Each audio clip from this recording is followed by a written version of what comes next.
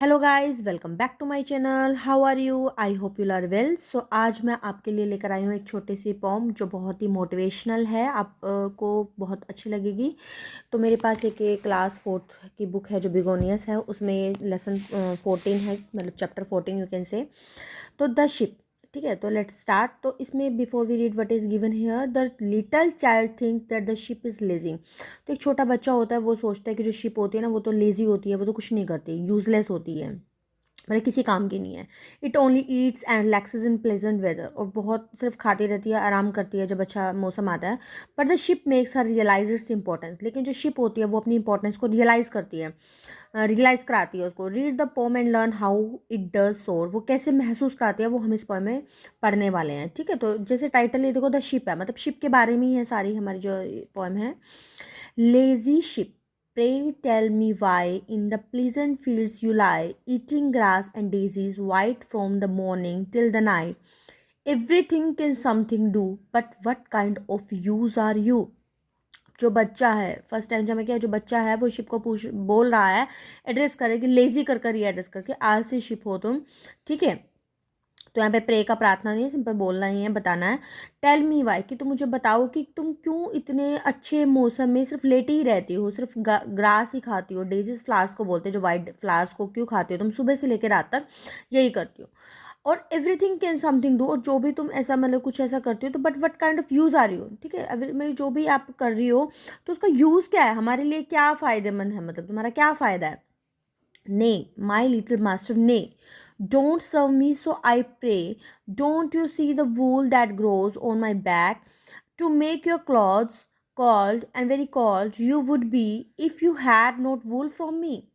ने यहाँ पे ओल्ड इंग्लिश में नो है कि माई लिटिल मास्टर, कि नहीं, बिल्कुल नहीं। डोंट सर्व मी, सो सर्व यहाँ पे थिंक है कि मुझे ऐसे मत सोचो, मैं आपसे रिक्वेस्ट कर रही हूँ, प्रे कर रही हूँ, रिक्वेस्ट कर रही हूँ। Don't you see the wool that grows, क्या तुम्हें मेरे पीठ के पीछे, क्या तुम्हें वूल मतलब कि जो ऊन लगी होती है वो नहीं दिखाई देती, तुम जिससे तुम्हारे कपड़े बनते हैं। Cold, very cold you would be, ठीक है, ठंड हो जाएगी, बहुत ज़्यादा ठंड हो जाएगी। मतलब कि if you had not wool from me, अगर तुम्हें मतलब कि मुझसे वूल ना मिले, अगर तुम मुझे ऊन ना मिले, तो क्या तुम ठंड नहीं लगेगी तुम्हें। और ये बात भी सही है, हम जो कपड़े डालते हैं, जो विंटर में हम डालते हैं, तो वो कपड़े सारे वूल से ही तो बनते हैं। अगर शिप वूल ही नहीं देगी तो हम वो कपड़े कैसे डाल पाएंगे ना। True, it seems a pleasant thing to nip the daisies in the spring, but many chilly nights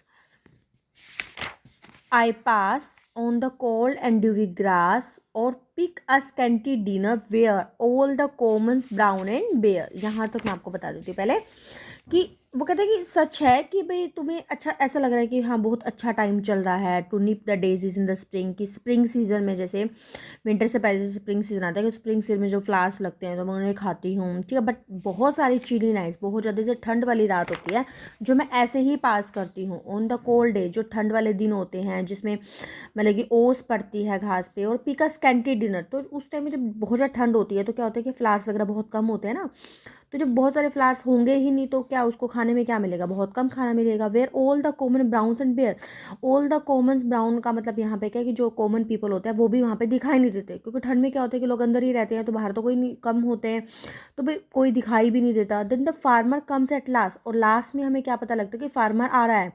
when the मेरी स्प्रिंग इज पास्ट, और जो बहुत जो खुशी वाला जो स्प्रिंग का जो सीजन होता है वो चला जाता है। Cuts my woolly coat away to warm you in the winter days, और जो मेरा जो वुल का जो कोट मेरे ऊपर बना हुआ है, और मतलब कि फिर ये मुझे कट करके लेकर चल जाता है, और जिससे तुम विंटर डेज में वार्म रहते हो, गर्म रहते हो। Like master, this is why in the pleasant fields I lie, और यही बात है मास्टर, लिटिल मास्टर बच्चे के लिए उसने क्या वर्ड यूज़ किया, लिटिल मास्टर, क्योंकि वो छोटा बच्चा है। यही रीज़न है कि जो मैं अच्छे दिन होते हैं, जो प्लीजेंट फील्ड्स होते हैं, जो अच्छा वेदर होता है, तो मैं सिर्फ लेटी रहती हूँ। तो ये इसने शिप की ने अपनी इंपॉर्टेंस को कन्वे किया, ठीक है। तो बहुत ही मतलब कि मोटिवेशनल पोएम है। और क्या है मतलब कि देखो, शिप का ये तो नहीं है कि शिप ऐसे ही है ना, शिप का बेनिफिट हमें इस पोएम से पता चलता है। तो ये एक छोटी सी ही पोएम थी। तो आपको अगर अच्छी लगी है तो प्लीज़ लाइक करना ना भूलें, अपने फ्रेंड्स को भी शेयर कर सकते हैं। तो मिलते हैं एक नई वीडियो में एक नए कंटेंट के साथ। Till then be happy, keep studying, bye bye.